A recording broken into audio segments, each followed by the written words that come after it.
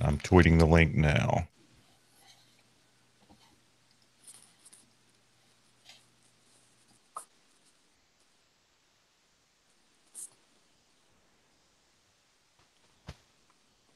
And we'll be able to see how many viewers we have. Can you all see the viewers thing down at the bottom? Not on my phone. Okay. So, well, I'll let you know if there are any viewers. So, all two of them. All right, we have one now. I told my wife I would send it to her so she could watch it in bed. I don't want to give mine nightmares. Well, she said it would keep her awake.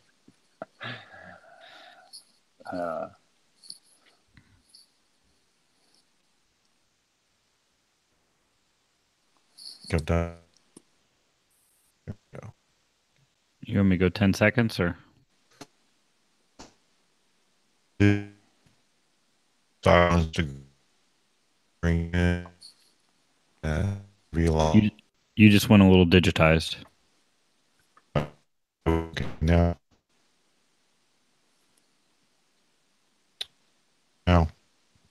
Now I can hear you better. Okay.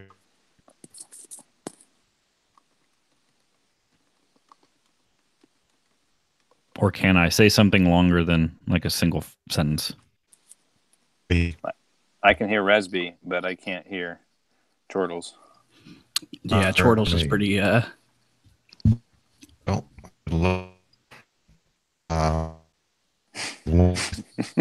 Sounds like an old Nintendo game right now. You sound like you had your voice box taken out due to smoking.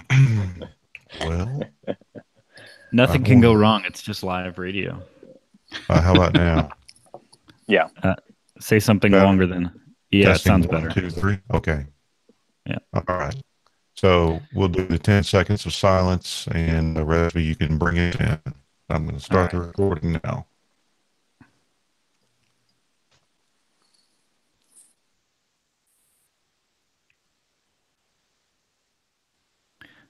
The tradition, the pageantry, the live Presbycast. Welcome, everyone, to our latest episode. I'm Presbyterian. With me is Chortles Weekly. If you are joining us live via the YouTube viewing that we post on Twitter, welcome. If you're not and you're listening to this on the commute, we're glad that you downloaded us. We're going to try to, not make too many references that could be misconstrued based on the difference between audio and visual viewing. But at least if you're audio only, you won't get Taco Bell hot sauce squirted in your eye at any point. That could always change. But it's just us four regular reform guys here, and we're going to talk about some stuff. Oh no. Well, I mean, Topher's over in the corner waving 5, 5, 5, but he's just trying to get us to round up from 4.5. Should we call this the Unity Cast? I have to ask. We can. I mean, a bunch of unicorns is what we're looking for. Should we talk about the incredible vetting process, then the veritable pageant that we had to select our two guests tonight? I don't know. I mean, you thumbs down quite a few in the auditions, but ultimately we live to settle on this eventual little podcast of ours. So we've got two guests. It's multi-guest, and who knows, by the end of this, we might even have multiple viewers and still have multiple listeners, but that's setting the bar awfully high. Well, we have 15 viewers by this time, which is astounding. So let me go ahead and introduce our theme. And that is, we have on with us tonight, not only are they notable Twitter personages, they are seminarians. And it occurred to us that a number of our listeners may be considering seminary, or some are in seminary. And it might be helpful to talk to Nate Pascal, noted fast food critic, and Ben Woodring, a refugee from another podcast, a victim of shaken Presby syndrome, Stockholm syndrome, several things, but he escaped the clutches of one regular reform guy. and he's free, except for that being in seminary thing. So, Ben, we'll start with you. What do you have to say for yourself tonight? Well, it's good to be free. It's good to be free. It took the excuse of going to seminary to get out, but it's good to be here. Well, we're glad to have you, and we'll let you all introduce yourselves more fully. But you attend the denominational seminary of the RPCNA, the Covenanters, even though you are an OPC guy. Is that correct? Yep. All right. So my opening question for you: are you dating an RPCNA deaconess? And if not, why not? I am not currently. No. Have you considered that? I haven't really considered it. You would be surprised, but there aren't that many females at RPTS. They are one of the woker denominations with their deaconesses, but surprisingly, not very many females at the seminary. So, am I right in saying that you are attending a PCA church? That's right. So, I'm getting the full Presby spectrum. Yeah, you're Mr. Napart now. I expect to see you and Nate, you got some noise there. I expect to see you on some sort of poster. So, all right. So tell us about where you are and how you got there.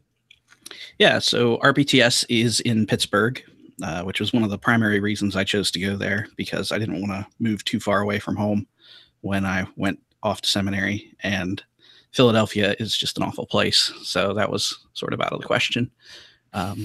But I forget how long ago it's been now, but over the past year, I had been teaching Sunday school. Some of the elders of my church encouraged me to think about seminary. And then months later, I found myself registered and preparing to go. And I've just finished up my first year there now. So are you in the know everything phase or know nothing phase? I feel like I got over the know everything phase while I was on Twitter. And so now I'm just riding the waves, so to speak. Okay, well that's good to hear that you through that seminary cage phase, as it were. Yes. We'll come back and talk more about how you got there, but let's talk to Nate Pascal, and he is on the other coast. He's at Westminster Seminary, California. Nate, tell us a little about yourself. Well, I'm down out here in Southern California. Grew up out here. And it's funny, Ben's journey is a little bit similar in that didn't want to go too far, but I actually grew up about 2 blocks from the Westminster Seminary here. So, I'm doing seminary part-time. I've been doing it part-time. So that brings an interesting dynamic into the thing. Working close to full-time, got wife and kids. And, well, this is the 21st century, so we have a bivocational seminarian now too. Yeah. It's mayhem on extended mayhem, as I like to think of it. So I started seminary about 3 years ago, and then have been doing this, and going to ramp it up to full time in the fall, so I can get done a little quicker. And well, we should ask if you're dating an RPC in a deaconess. I sure hope not. My wife sure hopes not too. Okay. We wanted to get that out of the way. I was sure that you were married, but we should check that. So. Yeah. So. Yeah, Nate and I had the pleasure of living in the same county together for a number of years and had no idea, because we've never met in person. But I used to kind of gives it away since you're going to Westminster, California, where you're actually living. So I think we were co-residents for about 5 or 6 years, and could probably even bumped into each other at a grocery store and didn't even know it.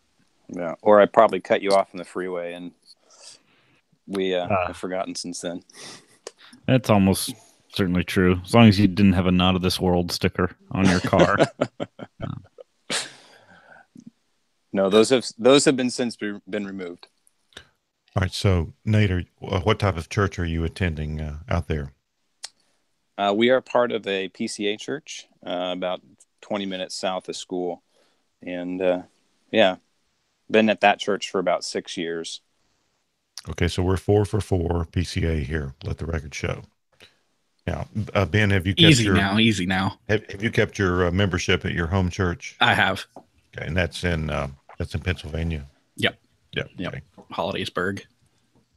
All right. So it is assumed that those who go to seminary usually, if their long-term goal is pastoral ministry, they have to feel that they have been and demonstrate to others that they've been called to that ministry. I assume that's almost exactly like the Mormon burning in the breast. No, actually, the reason I say that there is a mystic strain in Scotland, and I have a former pastor who spent several years in Scotland, and he said some of those, even if you search free church literature, there are some fairly mystic experiences associated with the call to the ministry over there, and sometimes it's very reminiscent of the Mormon burning in the breast. So, describe your burning in the breast experience, Ben. It better be good too. Well, when I was an undergraduate at Geneva College, which is actually an RP college as well, so that's interesting. But when I was there, I had for a while considered the fact that I felt internally called to the ministry and had, considered going to seminary after college, but for whatever reason chose not to, because I just wanted to work a regular job for a while and just be a regular person for a while. And then years later, when I was working and a member at the Hollidaysburg congregation, I began wanting to teach more and be involved more, and started teaching Sunday school, kind of hoping that would scratch the itch that I had, and found as I was doing that it only made it worse. And also found that some of the ruling elders were attending my Sunday school class. And so I talked to them a little bit about how I was feeling, and they confirmed to me that they thought my gifts, that I had gifts that should be cultivated. And so I talked with many of them, and even went to a session meeting to discuss with them what they thought about my doing this, because I really didn't want to do what is the sort of standard move in the fundamentalist Baptist churches, which I grew up in, where a guy just decides I'm called to preach and then goes to, Bible college and makes himself a preacher. I really wanted to do it as a part of the church, because you become a preacher boy. Yeah, I'm fairly not opposed, but resistant to that mystic sense. So I wanted this to be something that was done as a part of and through the church. And that's one of the things that I think stands out about Presbyterianism as well, is that it's not someone saying, I have this gift, use me, but it's they recognize the gifts.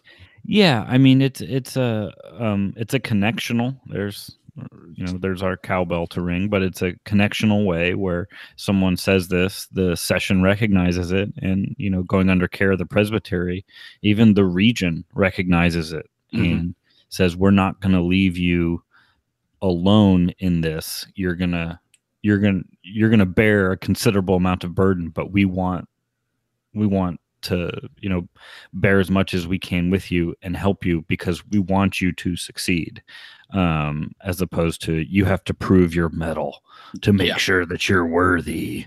And that just never works out well. Yeah. One of the very encouraging things to me has been going to Presbyterian meetings since coming under care, and just not only seeing how a presbytery operates, but hearing the encouragement from the other pastors there about their stories of having gone through the same process that I'm now going through. And it's almost as though they are older brothers kind of encouraging a younger brother in what they've already done. Yeah, that's a great way to put it. Well, I know when it comes to serving as an officer, being nominated, I always put a lot more store in what others thought I should do than what I thought I should do. I respected the opinion of my fellow officers and church members a lot more than my own. I could probably talk myself into or out of anything, but I generally went with the will of the brethren. Mm-hmm. How about you, Nate? You know, man, lots of burning in my bosom. No, it's funny. I think it probably started early for me. In high school, it just was a kind of a bug in my head of thinking I want to serve in ministry and do those kinds of things, and was somewhat of a leader in my youth group. We had a youth group that's larger than the PCA church I attend now. When I was in high school at the mega church I grew up in, and it always kind of hung around there. And then after college, I was in a Bible study with our pastor, and basically asked him to do it because I wanted to be in a Bible study and nobody else I knew did. And through that time, he encouraged me and just said, "Hey, this is something you really have a knack for, and seeing growth in your life, and you should pursue Bible college." And so went off to Biola and did that route. And then after that, did some internship at the mega church, and I think just confirmation through serving in ministry there, and also with the pastors, and the similar kind of story. And I think it became a thing for me though before pursuing pastoral ministry, probably when I was in my early 20s, that I wanted to have the church confirm that. It wasn't something that I wanted to just run out on my own and do. And, and so spent time with my pastors and other leaders at my church to really just say, "Hey, is this something I should do? Do you guys think that I have what it takes? And you see this in me?" And that was confirmed. And when I started our new church when I actually joined a Presbyterian church 6 years ago, pretty early on, the pastor approached me, and we got talking, and he said, "Hey, you went to Bible college. Is that something you want to do more of?" And so that's where it's similar to what Ben did. And I share a lot of the same convictions about making sure that you're called into ministry. Growing up in a mega church, it's funny, you just see that exact dynamic of guys running forward into ministry. And, a lot of times they're good guys in the sense that they live good lives, and they're not, but they have no idea about doctrine, and they have, and they get themselves into churches and do a bunch of havoc because they don't know any of that. And I think I kind of want to avoid those two extremes. So are you under care of a PCA presbytery? Currently. But I take it you're not sure which denomination you may ultimately serve in. Yeah, that's something that my wife and I have been talking quite a bit about, and whether that's PCA, OPC, URC. Those denominations are have a number of churches in the area, and it's something that I think we're going to look at more over the next 2 or 3 years to see what would be a direction we want to pursue, whether or not that actually plays out in the long term. Yeah, where you get called and everything.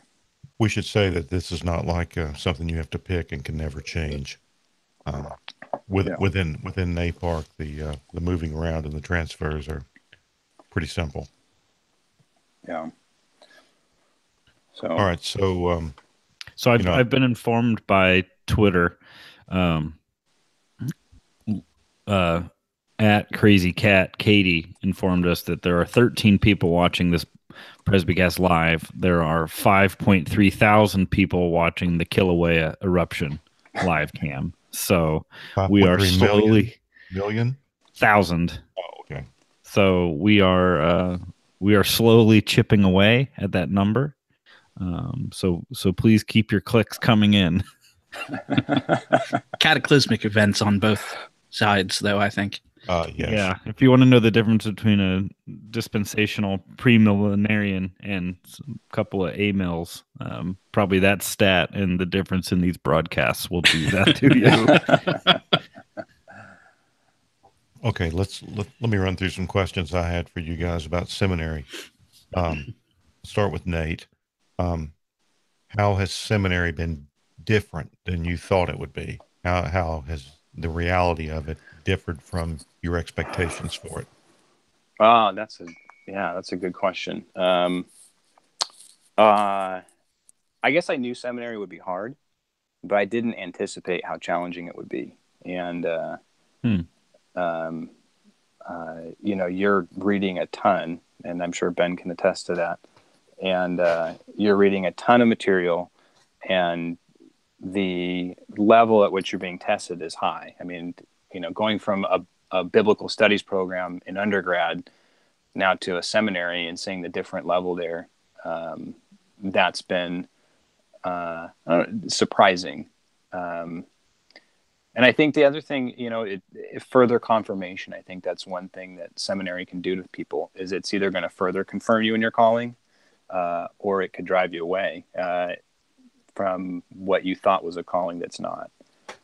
And I think that's one thing that's been helpful about being in the class and studying and pouring myself into this is it's been, I think, a further confirmation of that. And I don't think I anticipated that.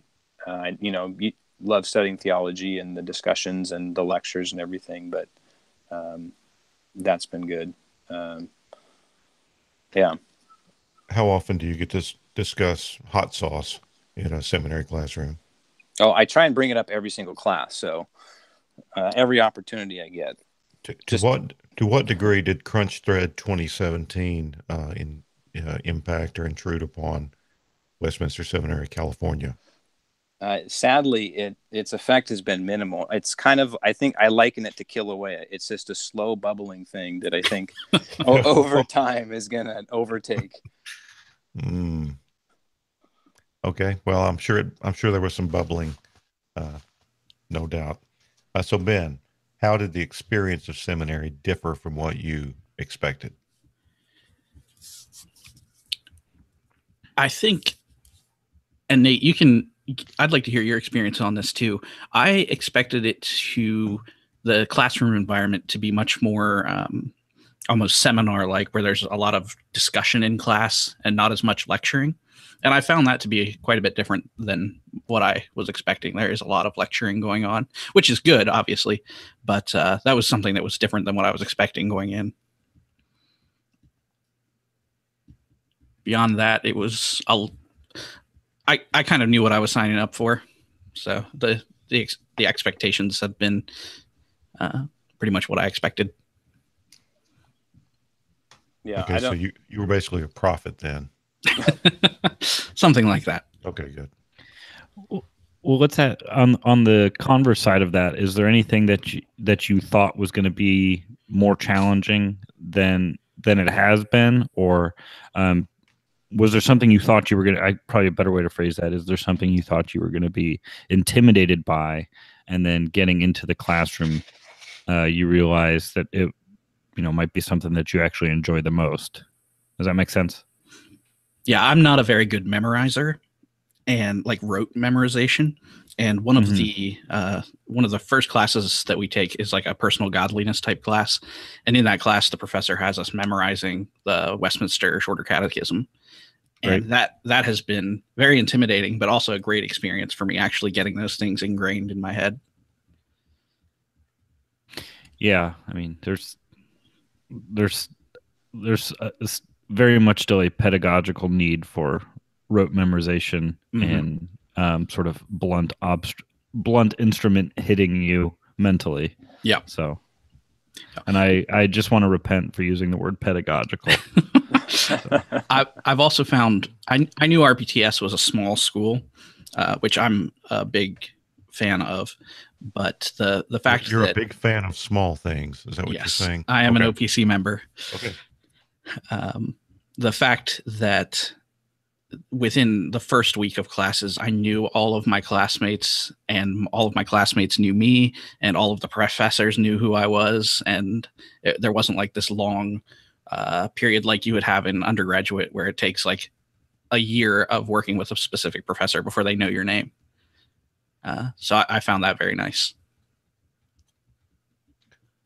So Nate, did you want to answer that question as well? What was the question? Was there something that you thought was going to be more intimidating going into seminary, and then when you got there, you found that you enjoyed it, or it just wasn't as intimidating as you thought it would be? Yeah, I mean, I don't know how it is in other seminaries, but you have this expectation that professors are these, they sit on a pedestal in your mind. There's a real way of that, and you think that interacting with them and talking with them and learning from them is going to be this daunting thing, and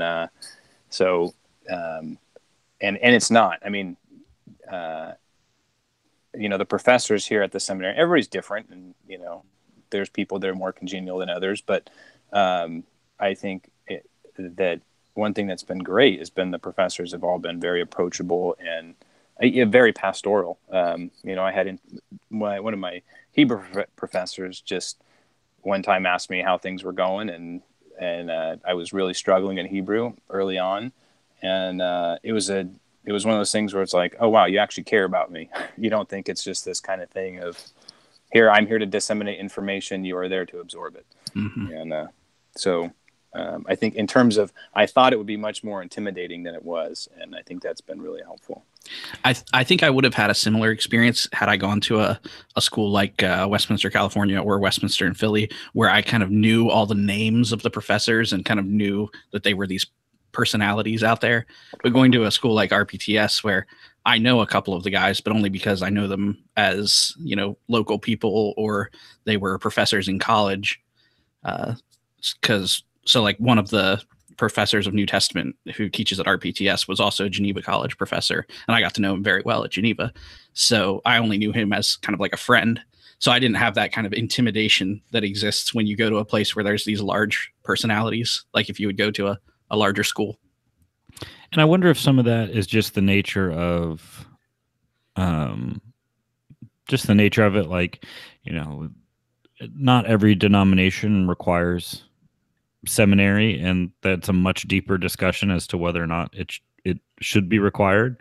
I'm of the opinion that south of heaven, there's just not really a better system out there for training and raising up ministers. But I think there's a little bit of difference in just the nature of the vocation that a person is hopefully going into post seminary, being the office of ministry, is that, it's not like going to med school where it's like, and maybe that's a bad example, because if you don't know it, someone could die.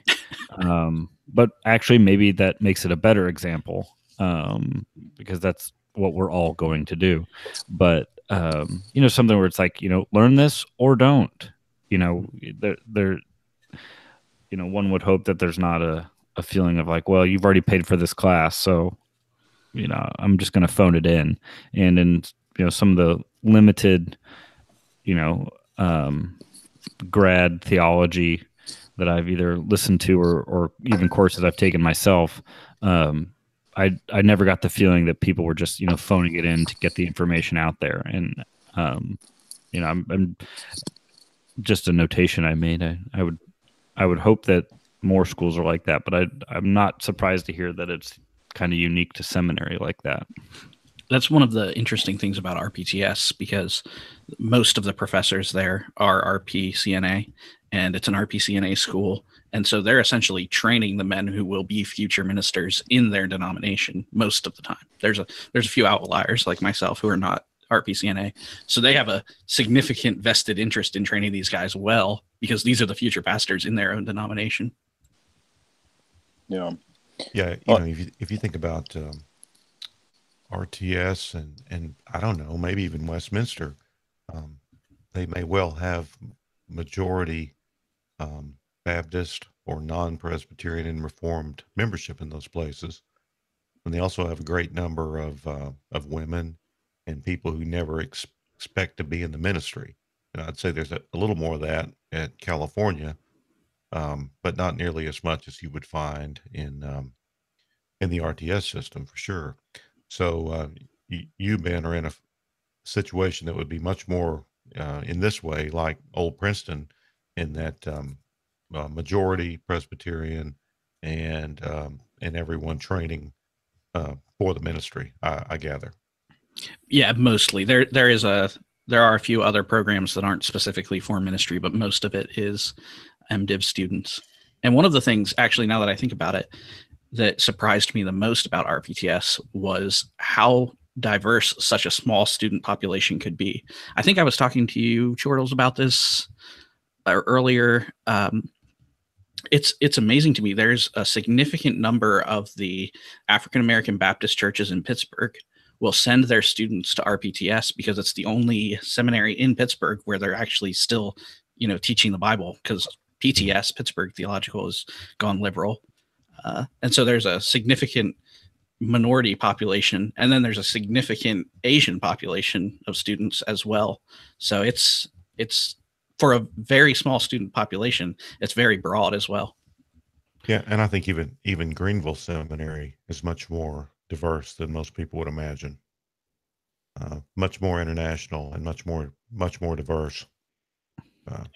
Yeah, and Ben, I think you hit the nail on the head there too, or at least identified maybe one of multiple elephants in the room, is that so many other schools have either liberalized or closed, or are just not a good place to go anymore, that Christians interested in ministry are out there looking for schools who, even if they don't agree with everything, are still clinging to what they were founded on, those principles. And, inerrancy is always going to be a big one, things like that. So, I mean, and it's glad to hear, because, selfishly, some of those people who go in as Baptists will become Presbyterians by the end of it. So we can hope. Yeah. Okay, Nate, how about describe sort of the diverse nature of Westminster Seminary, California for us?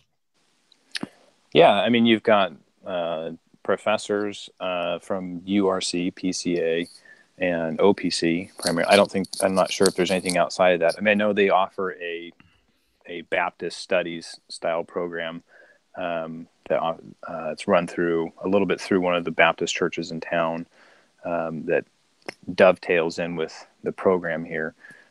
So that adds, that flavor to it as well. So I think you get a lot of diverse input on how things are done. I mean, there's even things, professors are not disagreeing with each other, and saying like, don't listen to this guy, but there's things where they will present other professors' views and say, this is what this professor believes about this, and critique it in class, which is an interesting dynamic in and of itself. But do they ever wrestle? Do they ever wrestle or bare knuckle fight or anything like that? Yeah, Thursday nights are our leg wrestling night in the chapel. So, well, that Scott Clark's got pretty long legs. I'll bet he's a pretty major player there. Yeah, and I think as a Nebraskan, I'm sure he's chucking all that hay all those years. I'm sure has strengthened his legs considerably. Right, so. Picking up those 8-track tapes and plugging them in at the radio station. It builds character and muscles. Yeah, exactly. But then in terms of the student body, it is diverse. I mean, you have guys that they're coming out of non-denominational churches that aren't even aware of Princeton, the Princeton heritage, and they come in here and it's really a surprise to a lot of them. It's been great because you talk to them and they, their heads are exploding as they're getting exposed to, solid Presbyterianism and good doctrine. And then, in terms of female students, it's, I'd say 2 or 3 in each year. So it's not they're not. That's like as many as you want. You don't want more than a couple. Right? I'm not going to go down that road. Now, do they allow them to speak in class, or do they have to wait and go home to ask their husband questions? They wait till class is over, and then the professor will speak to them with their husbands. Okay. That sounds like a really good system. Hats off to that. Yeah. So it's diverse, and it brings an interesting element because people are asking questions that in class where I think a lot of other, or maybe in Ben's situation, people aren't necessarily going to ask those questions because they understand those things already. So, and it creates an interesting dynamic too with where people are going to go and end up and how they get encouraged in that. And and I wanted to touch too on what you were saying, Resby, earlier about just the importance of seminary. And, I think one thing that seminary does, and I'm seeing this even for myself, doing a Bible undergrad and a lot of reading on my own after that, before I started seminary, is it really provides a well-roundedness to your theology, because I think a lot of times if you don't, even if you just get an undergrad in Bible and go straight into ministry from there, not to say there aren't people that can't do that, but it's going to be very rare, the exception. And it keeps you from just focusing on a few, interests. I mean, I've got my own interests of things I'm going to dive into theologically, but it keeps you from becoming just, these are my 2 or 3 areas that I'm really interested in. And then, pouring that down a congregation's throat because that's all you've learned and that's all you've studied. So I think that's one thing that's helpful about the situation. So. Okay, so what do you both enjoy most about seminary? Is it the reading, classroom time, hanging out with the other students? What is it? Telling people to go to Taco Bell and get cheesy gordita crunches and pour lots of fire sauce on it. Well, I expected no less. Ben? I think for me, it's definitely been the reading. There have been some books that I never would have thought to read that have been assigned that I've really enjoyed. And so having those assignments has, forced me to read those books, and that's been very helpful. And then I can also supplement that with my own reading. So that's been for me the most enjoyable part. Okay, what's the least enjoyable part? Name names. Go ahead. I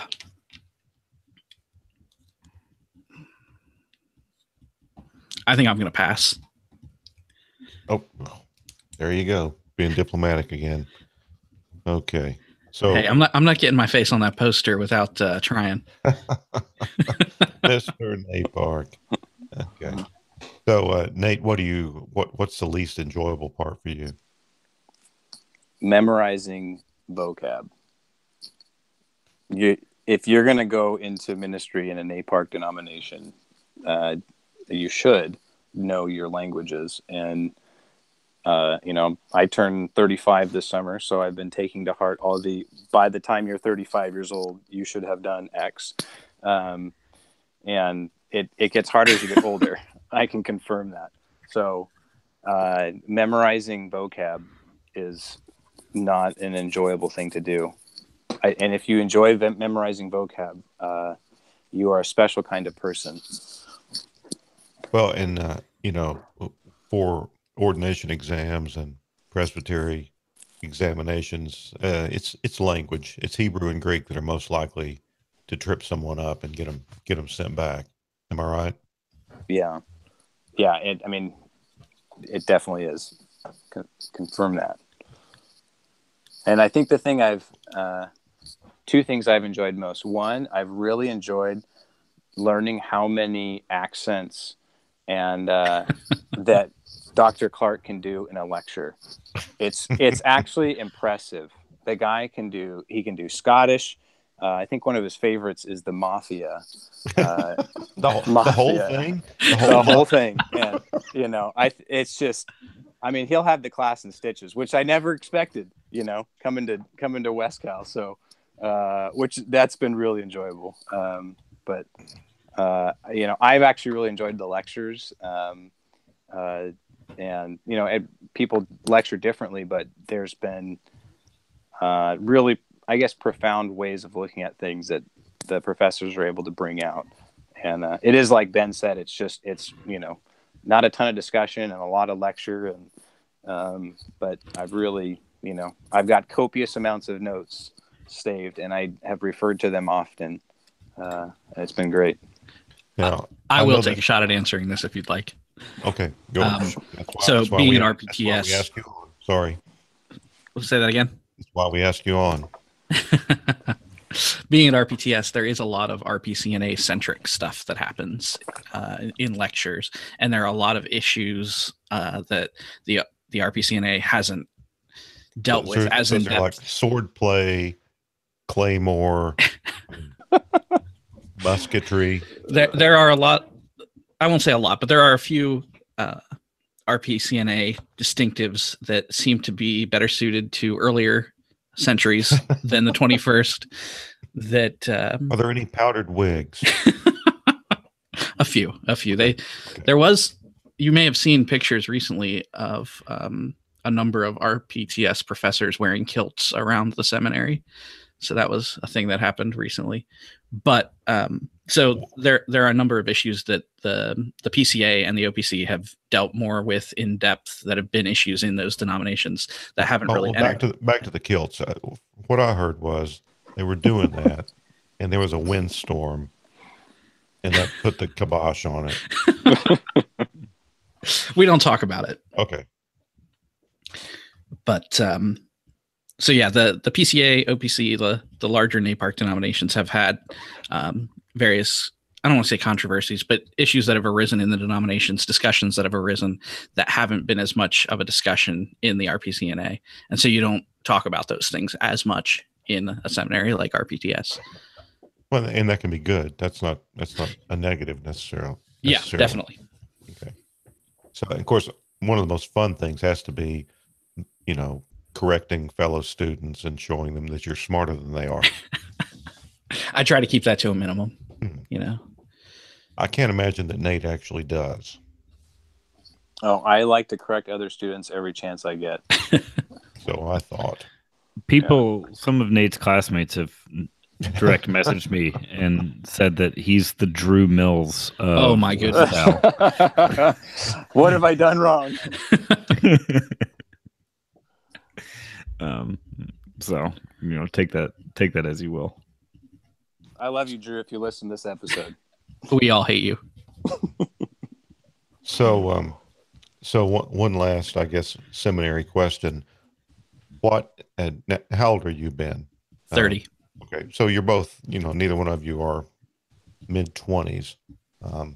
But what advice would either of you have to those who are A, considering going to seminary, and B, trying to figure out which seminary to go to?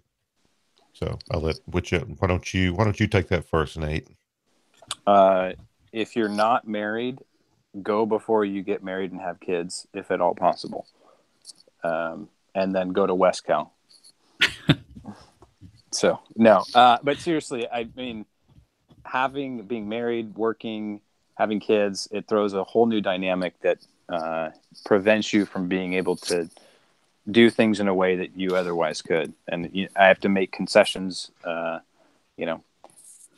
Yeah, as a single person, I can definitely attest to the ease of being able to just up and move at a moment's notice and decide to go to seminary full time.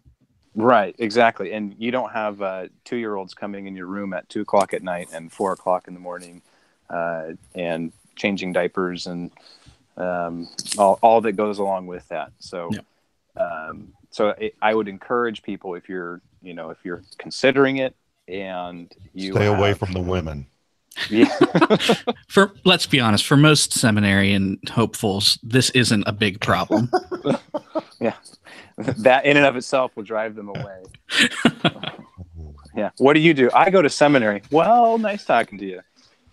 Yeah. So that, and I mean, just get involved with your church. I mean, it goes without saying, but I don't think it can be said enough of, you got to look for ways to serve. I mean, if you feel that call, if you sense that God is calling you to that, and you're not pursuing service in your church, then that doesn't line up. And, and get mentoring, talk to elders at your church, or if you're not being mentored or you don't have somebody that can speak into your life, then I would say seek that out and let people guide you and speak into your life in those ways. Yeah, it's important to be in a good church while you're in seminary too, I gather, because I'm sure you know some people who the church they attend works at cross purposes to what they're learning in the seminary, or they may be unlearning it at church as quickly as they learned it in the classroom. So church is not optional while you're in seminary. Yeah. Right. Yeah. And I mean, it's very important, exactly what you're saying, to have that confirmed in what you're doing. And, I'm trying to think of the way I want to think through that. Well, just name a couple of your classmates who are blowing it. I would love to, but I will spare them. I'll just meet up with them afterwards and take them out to Wendy's and get a 4 for $4, because that's the next best thing, and it's cheaper than a $5 box at Taco Bell. It's a good deal. Yeah, I've got a guy that works for me, and he told me what he wanted from I don't know where we were going. I don't know. It could have been, I think it was Taco Bell. He figured out a way to spend like $7 or $8. And I said, I'm going to train you how to order off the dollar menu. And so I'll come into the office. I'll say, you see this? This is $4 right here. This is $3.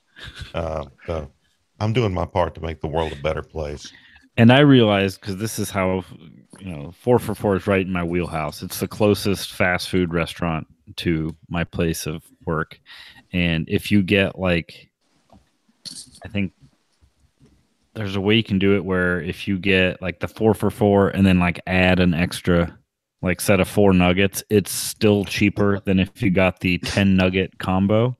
So if you give up the 2 nuggets, but then you also get either the Go Wrap or the double stack, then you still get fries and a drink, and it's 65 cents cheaper once you've factored in tax. So Wendy's they're doing really good work, and the secret is they always have been. They've just flown under the radar. And part of it is they've skipped the breakfast wars, so they haven't been, dealing with come get a croissant or come get a biscuit that's 18 feet high from Hardee's. The degree to which you've thought about this is disturbing. But and they're just over here we're just going to continue making square hamburgers. So not only are they, and they're great hamburgers. I would take it a step even further and say that when you're doing the burger wars of who has the best burger, typically it's Whataburger, Five Guys, In-N-Out, and those are all fine chains. And in the respective cities, I enjoy them. Although I enjoy one of those 3 more than the other 2. But you've got to include, I think, Wendy's in that conversation. Dave's Classic Double is just really lost great paying it to him. We just lost a viewer, and it's because of you talking about Wendy's. I don't know. I feel like I have to push back against that, because I don't think Wendy's has graduated to that level. There's tiers of fast food, and I still think Wendy's it might be the top tier of. There are tiers, all right. I'm crying right now. No, Ben still has his Baptist roots lingering on right now. Yeah, you go and get, and I tell you, don't get fries, because once you add fries in, it's just all these other tertiary doctrines. It's like leaving a church because you don't like the curtain colors. I'm telling you, go to Wendy's and get Dave's Classic Double. Leave everything on it and just sit there. Just close your eyes, turn everything else off, and just eat it and taste it. And this is almost getting charismatic. The burning in the bosom has returned. Yeah. So I mean, I know what I'm getting for lunch tomorrow, but so Okay, hey, why don't we look at these questions that people have submitted? Well, hold on. I don't think Ben answered what his advice would be to the prospective seminarian. Oh yeah, I did not. If I had advice for a prospective seminarian, if they had not yet gone to college, I would tell them, don't study Bible in college. Get something else in your undergraduate degree. And I would say, if this is something that you think you want to do, but your gifts haven't been confirmed, talk to your local church, talk to your elders, be involved with your local church, but also, speaking as a Presbyterian, be involved with your presbytery. Come under care, be involved in the life of those guys, because as much fun as the seminary stuff is, as much fun as the classroom discussions and the classmates are, these aren't the guys that you're going to be spending the rest of your life working with. You're going to be working with the men of the church. So as great as a certain professor might be to you and as influential as he might be, he's not going to be the guy that's working with you for the rest of your life. It's going to be the men in the church. And so be involved with the church locally and regionally. Get involved in that area and make sure to focus on those things rather than the seminary learning, because the seminary learning is very important. And I think it's crucial to becoming a minister, but the ministry isn't about what you've been taught in seminary. And it's not about, spewing all of your seminary education from the behind the pulpit. It's a lot more than that. And so get involved in those things as well. One other thing we might mention is that not just in the PCA, but largely in the PCA, the conduit to ministry seems to be RUF, Reformed University Fellowship, college ministry. So involvement in RUF and then being an RUF volunteer or intern, that sometimes is the connection to going to seminary. So that leads to seminary. And then sometimes these guys come back and they serve in RUF for a few years and then they become pastors. I'm not sure that's altogether healthy, but it's not a factor with either of you guys. So if you run into these RUF guys, and is there anything you'd want to say about that track and the effect that might have? One thing I was going to add to my suggestions is if I had my way, this would be true of every person going into ministry, but I know that that's not realistic. Get a job in a factory somewhere where you're just working in the heat in the summer and the cold in the winter with a bunch of guys who have never thought about a philosophical question in their life. And you're doing manual labor and work there for a year or two before you go into ministry, because those are the people you're going to be ministering to. You're not going to be ministering to philosophy students most of the time. But if you're an RUF, you can keep going to football games and tailgates, and you can play ultimate frisbee until your arm falls off. How will we theologize artisan coffee makers? I suppose if you're working in New York, what I said wouldn't be an issue. You can't just take these people to Wendy's, Ben. Baristas are people too, and I think that based on Nate's tweets, he'd be an excellent candidate to minister to embattled Starbucks baristas who are suffering at the hands of social justice warriors. And now you don't even have to have an office, because you can just stay in Starbucks all the time, because you don't even have to be a customer there anymore. You can use the restroom. You can just sit on the couch or go outside, and sit at one of the tables there if the weather's nice. I mean, they're going to save churches thousands of dollars a year in rent. You could stay in the restroom all day and they can't tell you to leave. After eating at Taco Bell, that's a realistic option. Well, yeah. Sounds like Nate has done this. No comment. Okay. I mean, I wouldn't go in a Taco Bell restroom, but my local Wendy's has a really clean facility. Oh boy, here we go. Okay. We're not going to do the fast food restrooms. We're going to draw the line there. We're not rating those. We're down to 12 viewers all of a sudden. We lost like 3. All right. Well, let's segue, because we did throw out the a hashtag Ask Presbycast, and we have gotten a few questions. So I'll start with. I'm going to direct this to Nate, but Ben can chime in afterwards. And it's a yes or no question, which is really actually kind of helpful in this.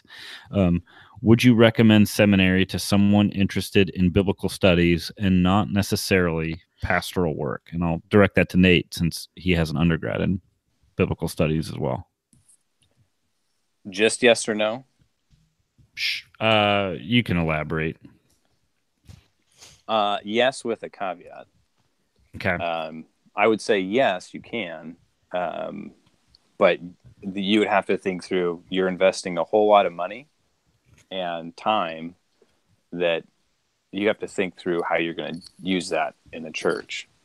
I wouldn't ever get a degree in something unless you thought through what it's going to cost you and how you're going to do that. It's like I really enjoy studying about meteorology, but I'm not going to go to school just because I like to learn about meteorology, unless I'm going to put it to use somehow in a legitimate way. So that's what I would say. Yeah, I would say no. Don't get a job, work, and study in your spare time, especially today with the internet. There's so many resources available for free. If you're not planning on doing this in a way that you need the degree to do something else, I wouldn't waste my money. Good question.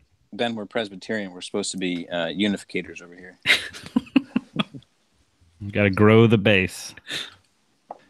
Let's see. I'll start a Twitter war with Ben after this, so that's cool.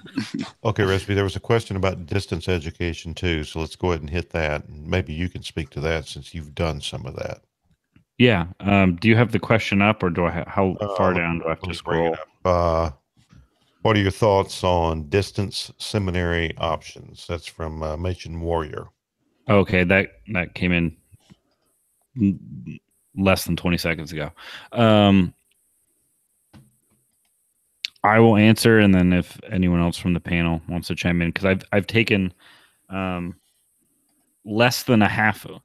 I've taken fewer than a half dozen courses, which again makes me an expert on the subject of online seminary work, and I have a positive experience of it. However,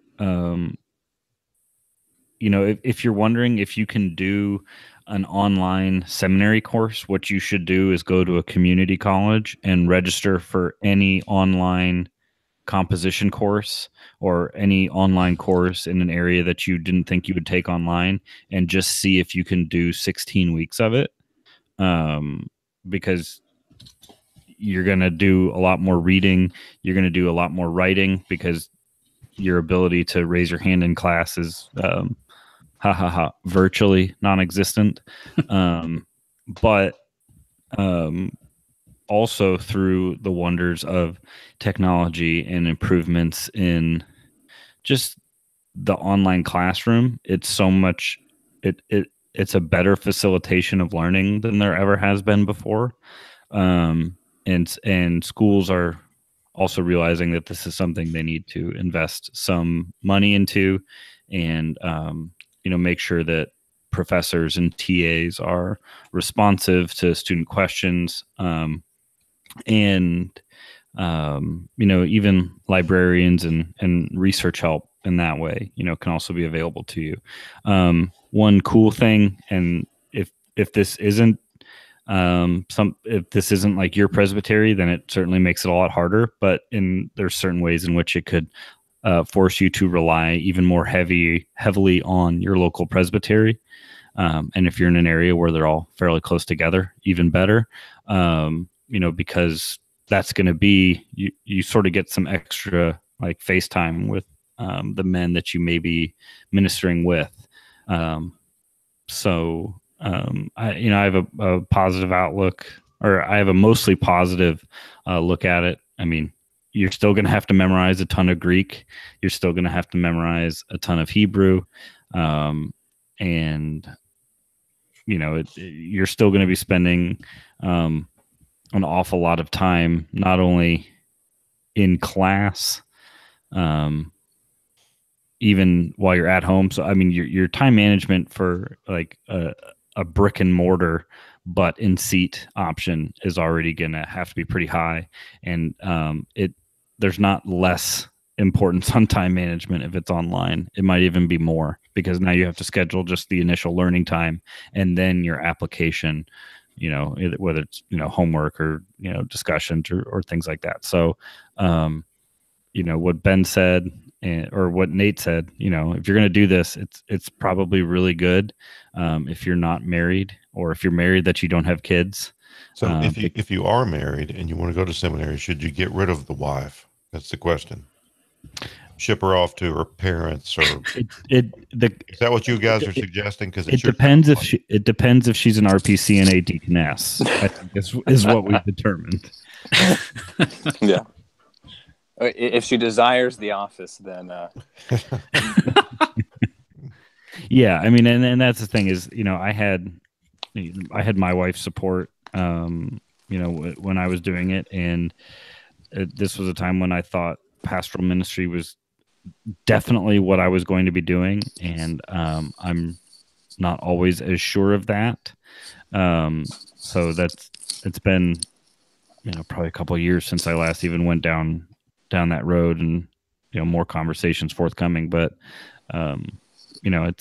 if it's for you, I think it can be a great blessing, especially for those students who live in a place where there's not even feasibly a way to move closer to a seminary, or there just isn't anything. So they're literally the only Reformed, or maybe even only Christian in their area. And if you've got an internet connection, you can get a degree, or you can get a very rigorous confessional theological education. And so, let's be honest. In your case, it was because your parole officer didn't want you going that far from home.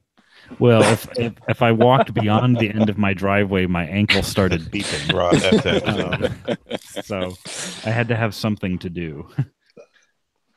Okay, so I got a question. This is a kind of a heavy one, but I think we got this by direct message. Someone said they just read Christianity and Liberalism, and they're looking at big picture, what's happened since the 30s, what's happened in Europe since then, because I guess Europe was not completely gone to Christianity at that point. But he's worried and asked, do we think that the United States, spiritually and theologically and ecclesiologically, is inexorably on its way to where Europe is? So there's a light question for you. Exclamation horn. Okay, good. Ben, you go first. Yeah, Ben. There would have to be a major turnaround, I think, to not say yes to that question, that we are on that path. It doesn't seem as though the evangelical churches are turning. There are a few smaller NAPARC denominations that haven't really even had to deal with the question yet, just because of their size, and the larger ones are having issues with a lot of the same questions right now. So I'm not hopeful for the United States and the West in general on that question. I think there would have to be a massive change for us to not get off the trajectory we're on. So here's an idea. You can run this by your professors. You guys should practice being persecuted. So it would be a form of hazing. So it would be enjoyable for everyone except the victim, but you all would learn to absorb some of this stuff. So it's just an idea, just kind of a practical ministry matter. I'll have to bring that up. Okay. If you get, it's sort of like the lobster in the pot. If you get used to the oil at room temperature and then slowly heat it up, that by the time it's boiling, it's just not that bad. Well, I think R. Scott Clark likes that analogy, that word picture. Yeah, he he's used used it- the he frog used in it the pot recently. quite a bit. Yeah. Yeah. Yeah. I'm not as hopeful as some people might be. That's Ben. Your problem is you don't know who's in the White House right now. That should change your perspective entirely. America is great again right now. Yeah. Yeah. No, I don't know. It's tough to say because I don't know. America's kind of a different bag than Europe, and there's things that have happened in Europe that I don't think ever would happen in America. But yeah, I think it will become. I think it'll just become more. I don't want to say isolated, but that bifurcation that you see in politics, you'll see that more in religion and Christianity. And I think that I still think there will be a strong contingent. I think because inerrancy has been such a finagling point of so many denominations, and people have taken such strong stances in that. Even people where I would say politically they're leaning left, but they still are really strong on inerrancy. And I don't see that coming down. I think that can help preserve that issue. I mean, you look at Andy Stanley, who's clearly just not necessarily wholesale rejected it, but in theory, but at least in practice, and he's indicative of a lot of things in the church. But I don't know. I'm not so certain it's going to be as dramatic as it is in Europe. I mean, I think there'll be parts of it, but I would be, if it does, it will take a long time. I don't think it will be something in the next 20 or 30 years that we'll just see America in the state that Western Europe is in. But you're in California, so you're already there, right? They are. You are the frog in the pot, Nate. Yes, conservatives in Europe are asking if they're going to become like California in 20 or 30 years. Or you could be the frog on pot. Yeah. Well, I mean, I am eating my avocado toast every morning, so some would say that it's already happened. Well, let me ask. This was a question that just came in. Let me jump in real quick and go back to the. Oh my gosh! Go back to the last question.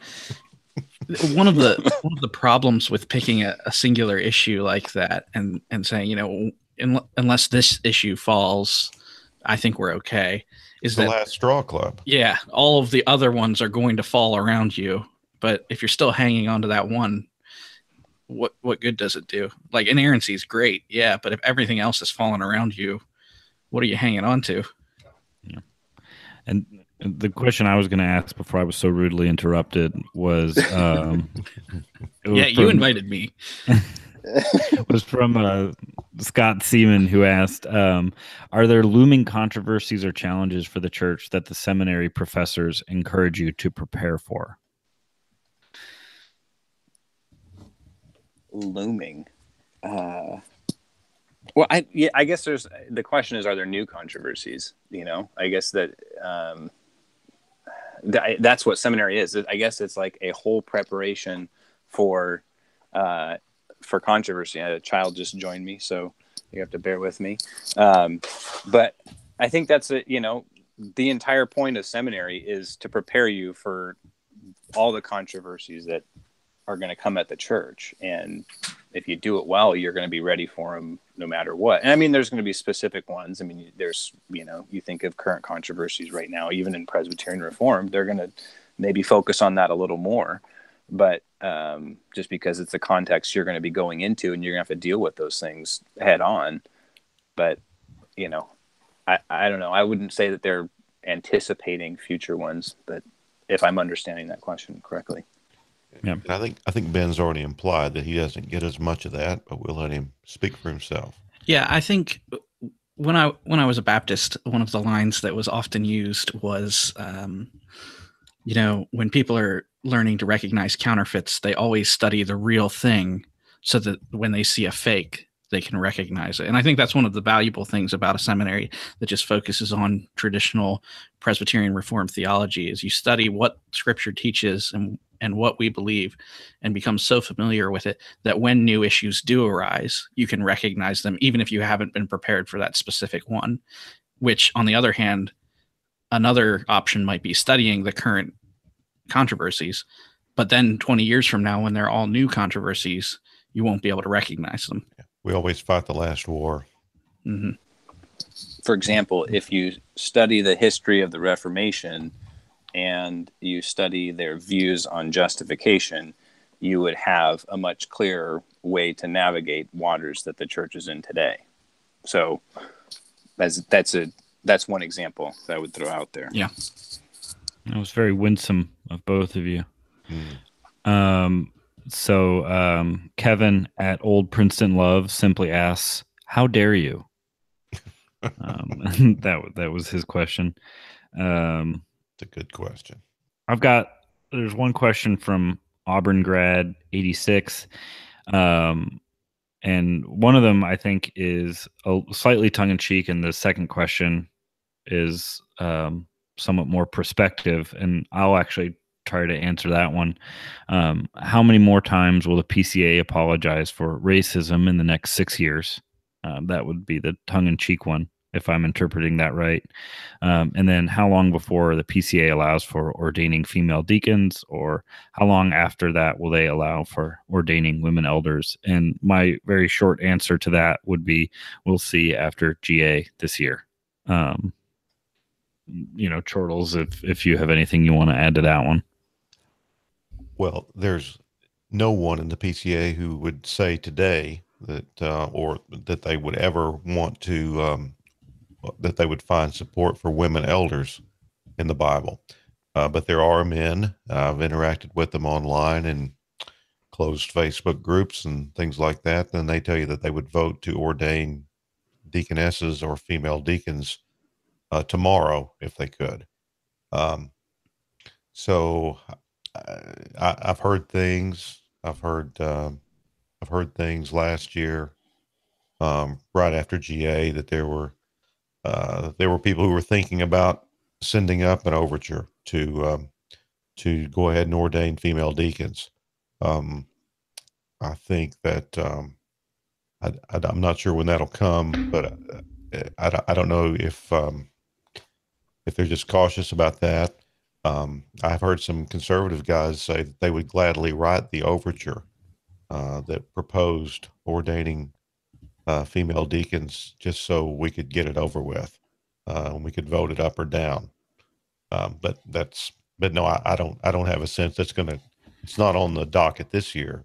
There were a couple of overtures that would tend to clarify that we don't have deaconesses, and that we do need to have an ordained diaconate, not a commissioned diaconate, for instance.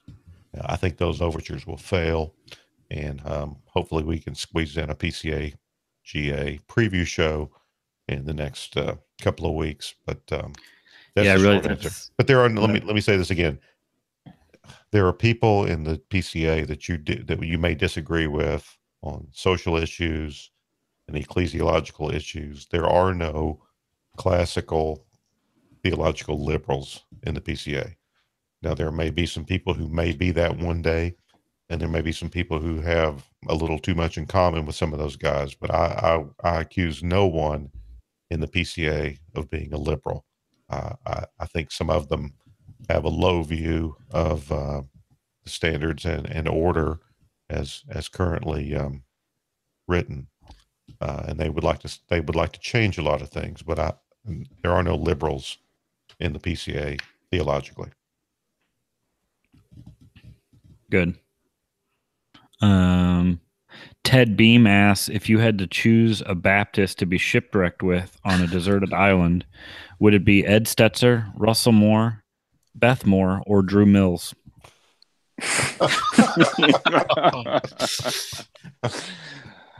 That wins. If there's a prize, he just won that one. I admit I threw Drew Mills on at the end, but I still think it's a good question. Well, I want to answer first because I have the best answer, the only answer. It would be Ed Stetzer. You took mine. Have you ever heard of the Donner Party? Cannibalism always is how these things end, and you could eat for months on Ed. So I think you're overestimating what's under the size of that suit, though. Yeah, but either way, you then use that sport coat. You've got a tent. So, yep. I mean, we've got to take a look at resources here. Beth Moore is taller than Russell Moore, so I don't want to listen to either one of them. Yeah, exactly. Let's see, were there any? Well, the other guys didn't answer that question. Okay, go ahead. Yeah, go ahead. I think I would take Ed Stetzer as well, but for a different reason. He's got these programs that he'll guarantee at least 200 people. I think it's 200 people growth in your church. If he can get that many people on the island, surely we can get away off. Oh boy. Maybe you guys maybe you'll have a scientist who can build a boat. You guys assume that you can actually fit on the island with Ed on there, so. Ouch.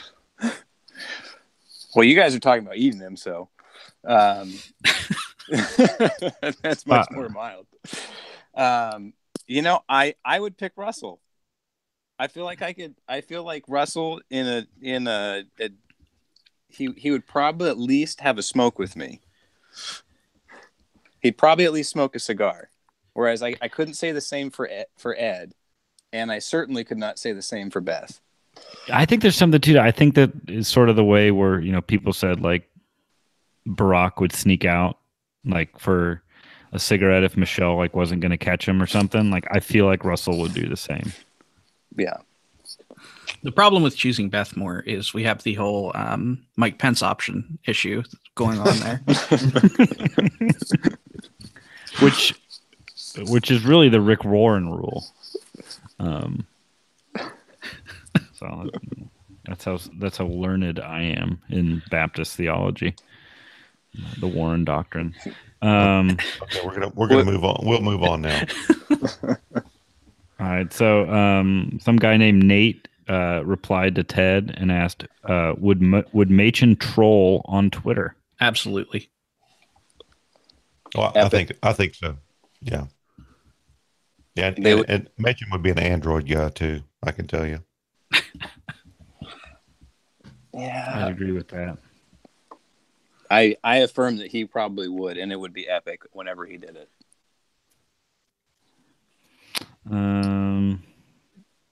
Ted Beam also asked who shot Biggie. I don't think we'll ever plumb the depths. It was Suge Knight. Could be. Reformed Bobcat.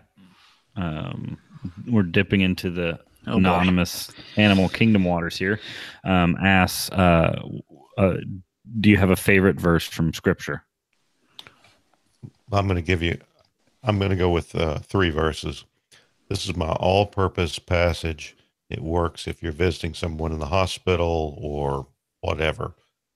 Hebrews 4:14 through 16. And in the tip of the hat to Machen and the importance of the active obedience of Christ, the 3 most important words there, and I emphasize this to my youth Sunday school class, yet without sin. That's my, the book of Hebrews is fabulous, and I love chapter 4. And then there's also, my life verse is Psalm 38:7, the one about the burning in your loins, back pain, misery. Look that one up. That's an encouraging one. Psalm 38:7. You can go ahead.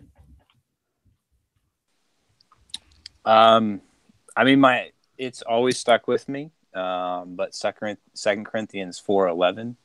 I'm not 4:11. Sorry, 4:18. We look not to the things that are seen, but to the things that are unseen. For the things that are seen are transient, but the things that are unseen are eternal. And the verse before that, this light momentary affliction is preparing for us an eternal weight of glory beyond all comparison. And I think it just puts our life on this planet in context of what we can expect and what awaits us in heaven when we get to be with our Savior. So I don't think I have a specific verse, but you're too holy to have one favorite verse. Yeah. That's right. In Revelation, the letter to the church in Smyrna, where Jesus encourages them that they are going to be imprisoned for 10 days and admonishes them to be faithful unto death. And in that letter, he introduces himself as the one who was dead and now is alive, is a great encouragement. Okay, now let's pronounce Smyrna the way your IFB friends. I don't even remember. They would say Smyrna. Okay.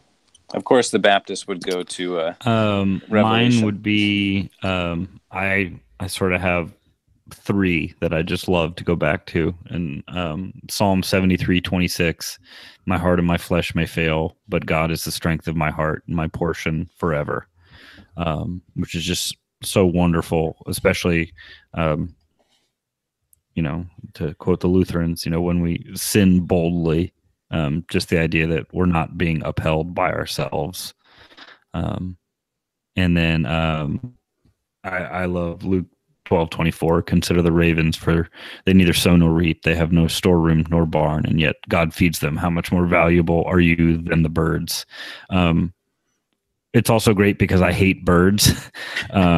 So it's comforting to know. And then I don't have like the reference, but I love the imagery that John is shown in Revelation 5 when in the heavenly throne room, where there's just the woes of who shall open this scroll, who is worthy, and then the Lamb, and I love the way John writes it, is to say the Lamb appearing as though he had been slaughtered.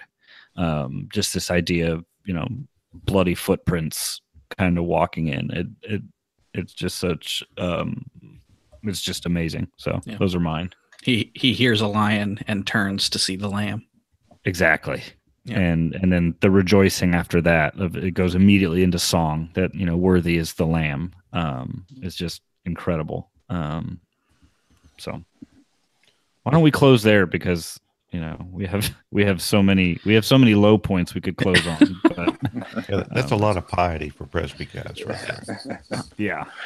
So we want to thank everyone for either watching, and my camera's off, but I'm using scare quotes to say watching.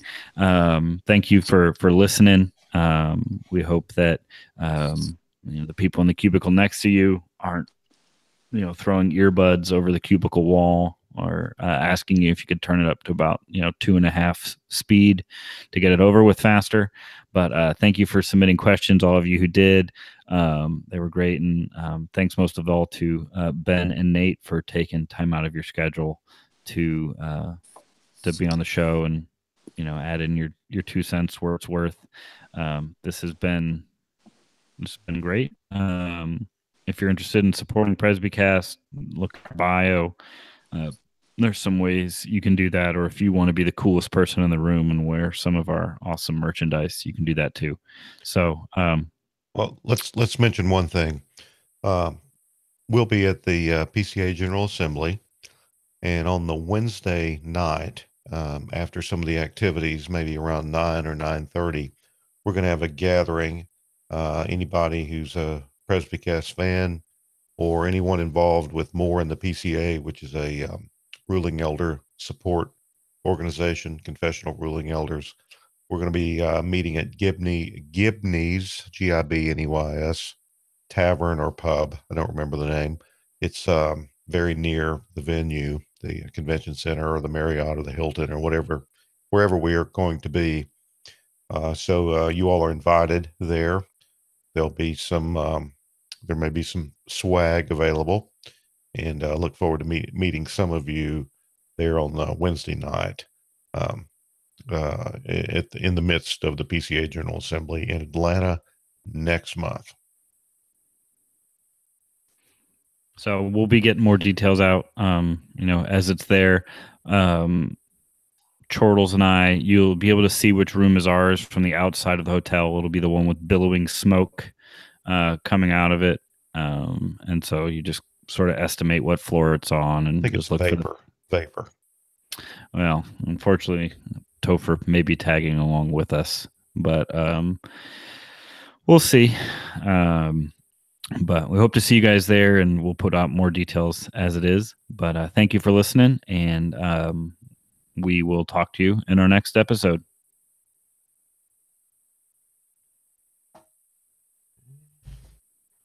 All right. Good night to everyone who joined us live. We appreciate you watching. There have been between 13 and 18 of you. So thanks very much. Of course, this will be posted as a podcast as well. Thanks a lot.